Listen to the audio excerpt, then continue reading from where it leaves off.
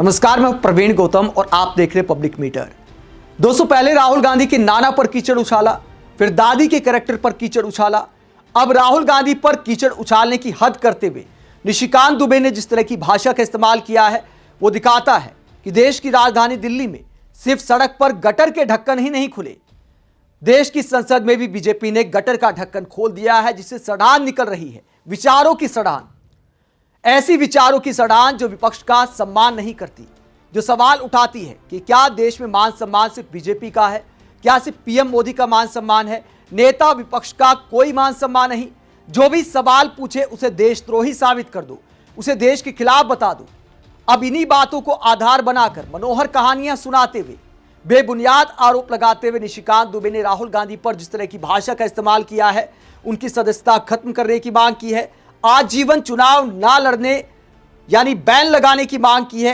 वो सवाल उठाता है कि क्या बीजेपी इस प्लानिंग पर काम कर रही है, या अगर राहुल गांधी प्रधानमंत्री पर सवाल उठा रहे हैं, अमेरिका के साथ डील पर सवाल उठा रहे हैं, रूस के साथ तेल खरीद बंद होने को लेकर सवाल उठा रहे हैं, तो इतना कीचड़ उछालो कि राहुल गांधी की कमीज ही सबसे ज्यादा कीचड़ वाली लगने लगे।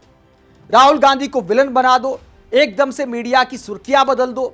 हालांकि सुर्खियां उस तरह से बन नहीं रही है, लेकिन फिर भी कहीं कहीं जो सवाल उठाए जा रहे हैं, राहुल गांधी ही लाइमलाइट में आ जाए, राहुल गांधी को बदतमीज साबित कर दो, इस प्लानिंग पर बीजेपी काम कर रही है। और इसी के तहत निशिकांत दुबे क्या आरोप लगाते, संसद में किस तरह का तांडव करते, पहले वो आपको दिखाते। इस पर कांग्रेस से क्या जवाब दिया है, पवन खेड़ा ने क्या बड़ा सवाल उठाया है, सबके बयान बारी बारी से आपको दिखाते। पहले निशिकांत दुबे ने जो गटर छाप भाषा का इस्तेमाल किया संसद में राहुल गांधी के लिए, जरा वो सुनिए। आदरणीय सभापति महोदय, मैं रूल 352(5) और 353 माननीय निशिकांत एक मोशन के लिए खड़ा हुआ। ये जो लीडर ऑफ द अपोजिशन है राहुल गांधी सर, ये अर्बन नक्सल की तरह बिहेव करता है और इसका सोरोस फाउंडेशन के साथ रिलेशन है, फोर्ड फाउंडेशन के साथ रिलेशन है। ये वियतनाम, कंबोडिया, बहरीन, थाईलैंड केवल देशद्रोहियों के साथ मिलकर जाता है और ये कभी चुनाव आयोग पर, कभी संविधान पर, कभी स्पीकर पर, जितने भी संवैधानिक संस्थाएं हैं सुप्रीम कोर्ट पर, उसके ऊपर आरोप लगाता है। मेरा आपके माध्यम से आग्रह है कि एक सब्सटेंसिव मोशन पर राहुल गांधी के ऊपर चर्चा होनी चाहिए, उसकी सदस्यता रद्द होनी चाहिए और कभी भी वो चुनाव नहीं लड़ पाए उसकी चर्चा होनी चाहिए। इस नियम के तहत मुझे इजाजत दी जाए। इसका सभी देशद्रोही, जितने देशद्रोही sir, same Pitroda Soros foundation के साथ मिलकर इस देश को टुकड़े टुकड़े करना चाहता है। दिनांक 13 फरवरी राहुल गांधी है। इसके ऊपर 11 बजे तक के लिए स्थगित की जाती है। तो राहुल गांधी को देशद्रोही बताते निशिकांत दुबे, यहां जाता है वहां जाता है। मतलब प्रधानमंत्री के बारे में अगर राहुल गांधी इस तरह की भाषा का इस्तेमाल करें तो उन्हें ज्ञान दिया जाता है कि मर्यादा भूल गए हैं। निशिकांत दुबे किस तरह की भाषा का इस्तेमाल कर रहे हैं। हालांकि इस तरह की भाषा ना राहुल गांधी को इस्तेमाल करनी चाहिए, ना निशिकांत दुबे को इस्तेमाल करनी चाहिए। मान सम्मान अगर पीएम मोदी का है तो मान सम्मान राहुल गांधी का भी है। मान सम्मान देश के उन करोड़ों मतदाताओं का है जो विपक्ष को वोट देते हैं। लेकिन निशिकांत दुबे संसद में इस तरह की भाषा का इस्तेमाल करते हैं। उनके सांसद तेजस्वी सूर्या कहीं मंच पर इस तरह की भाषा का इस्तेमाल कर रहे थे कि आज अगर कोई पीएम मोदी के साथ है तो वो देशभक्त है, अगर मोदी के खिलाफ है तो वो एंटी इंडिया है। ये शब्द तेजस्वी सूर्या के थे।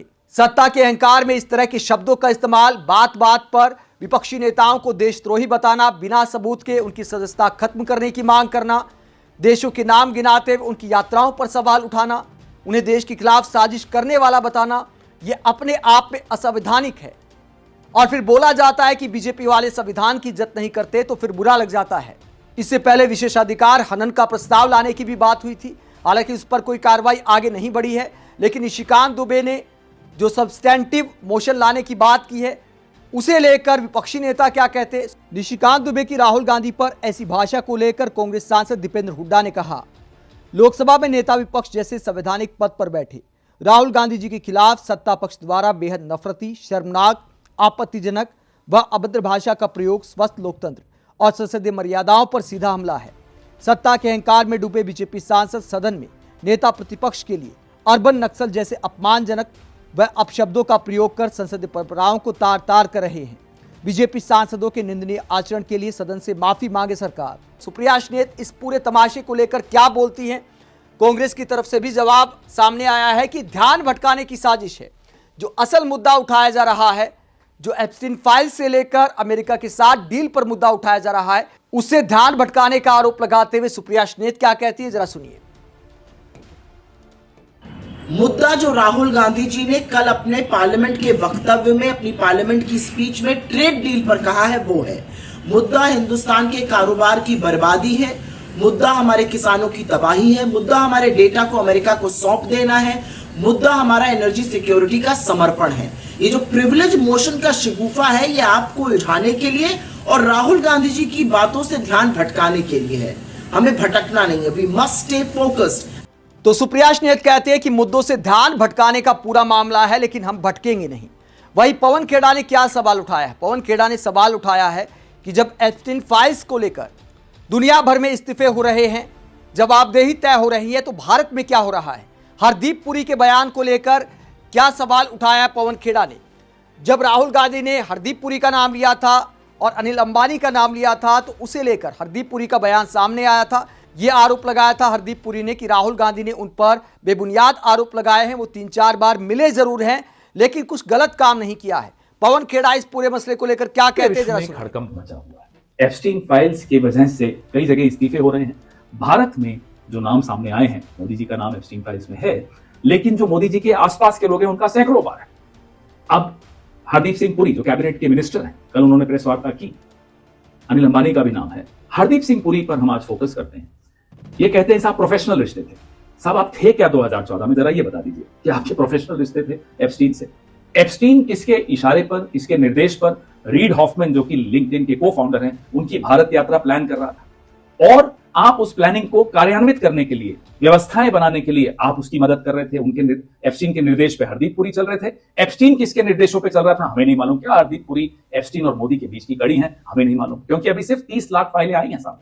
30 लाख अभी आनी बाकी हैं। हो सकता है उसमें वो जवाब मिल जाए, लेकिन रीड हॉफमैन की भारत यात्रा, भारत में उनके कार्यक्रम, उनमें से एक कार्यक्रम में नरेंद्र मोदी जी भी उपस्थित थे। ये सब हरदीप पुरी किस कैपेसिटी में कर रहे थे, किस हैसियत से कर रहे थे? हरदीप पुरी उस वक्त एक रिटायर्ड डिप्लोमेट थे। क्या भारत सरकार की एम्बेसी बंद हो चुकी थी? क्या राजदूत नहीं थे वहां? क्या सुषमा स्वराज जी मंत्री नहीं थी कि नरेंद्र मोदी को हरदीप सिंह पुरी की उपयोगिता मिली, उनको हरदीप पुरी मिले कि जो ये सारा कार्यक्रम करवाएंगे? क्या एप्स्टीन को भी भारतीय एम्बेसी नहीं हरदीप पुरी मिले, और नरेंद्र मोदी को क्या एप्स्टीन मिले रीड हॉफमैन को भारत लाने के लिए? हमें यह नहीं समझ में आ रहा कि एम्बेसी होते हुए, इतना अमला होते हुए, एक विदेश मंत्री होते हुए, विदेश मंत्रालय होते हुए, एप्स्टीन और हरदीप पुरी, यह लोग रीड हॉफमैन की विजिट प्लान कर रहे हैं, फाइनलाइज कर रहे हैं, क्रियान्वित कर रहे हैं। ये क्या हो रहा है? हरदीप पुरी कहते हैं साहब प्रोफेशनल रिश्ते थे, कॉफी पीने जा रहे हैं, उनके अपार्टमेंट में जा रहे हैं, मेल्स में किताबें डिस्कस हो रही हैं, परिवार डिस्कस हो रहे हैं। क्या हो रहा है? शॉप डिस्कस हो रहे हैं। क्या हो रहा है? Hardeep Puri ji, what happens in New York does not stay in New York, you have to resign. आपको इस्तीफा देना पड़ेगा। आपका नाम उजागर हो चुका है, और कल जो प्रेस कॉन्फ्रेंस आपने की उसमें आप बोलते हैं कि साहब तब तक मुझे नहीं मालूम था कि वो इतना बड़ा यौन अपराधी है। एक उसने अपराध स्वीकार कर लिया था, अंडर एज गर्ल्स को प्रोस्टिट्यूशन में उनका नाम आया और उसने स्वीकार किया, और हरदीप पुरी कहते हैं दैट्स इट, छोटी सी बात है। ये मानसिकता है नरेंद्र मोदी के एक मंत्री की कि अंडर एज गर्ल्स की प्रोस्टिट्यूशन उनको एक छोटी सी बात लगती है। फिर भी उस व्यक्ति से वो दोस्ती रखते हैं, फिर भी उस व्यक्ति से वो प्रोफेशनल रिश्ते भी रखते हैं, पर्सनल रिश्ते भी रखते हैं, और उस व्यक्ति को पूरा हमने एक जिम्मा दे रखा है कि वो तय करेंगे भारत में रीड हॉफमैन के क्या प्रोग्राम्स होंगे। ये रिश्ता कुछ और है हरदीप पुरी जी। हमें नहीं मालूम मोदी जी का एप्स्टीन से क्या रिश्ता है। वो 30 लाख फाइलों की हम इंतजार करेंगे, लेकिन जो सर्कमस्टेंशियल एविडेंस है वो सबके सामने है कि ट्रेड डील दबाव में हुई, कि ऑपरेशन सिंदूर का सीज फायर दबाव में हुआ, नरेंद्र मोदी दबाव में है। किसके दबाव में है हमें नहीं मालूम। वो 30 लाख फाइलों की इंतजार है। तो कांग्रेस प्रवक्ता पवन खेड़ा हरदीप पुरी का इस्तीफा मांगते हैं और कहते हैं कि सफाई से बात बनी नहीं, बल्कि हरदीप पुरी अपनी ही बातों में फंस गए हैं। आप इस पूरे मुद्दे को लेकर क्या सोचते हैं? क्या राहुल गांधी पर हंगामा इसलिए बरपाया है निशिकांत दुबे ने? राहुल गांधी की सदस्यता खत्म करने वाला नोटिस क्या इसलिए लाया है ताकि असल मुद्दों से ध्यान भटकाया जा सके? कमेंट बॉक्स पर अपनी राय जरूर दें, साथ ही चैनल को सब्सक्राइब भी करें। नमस्कार।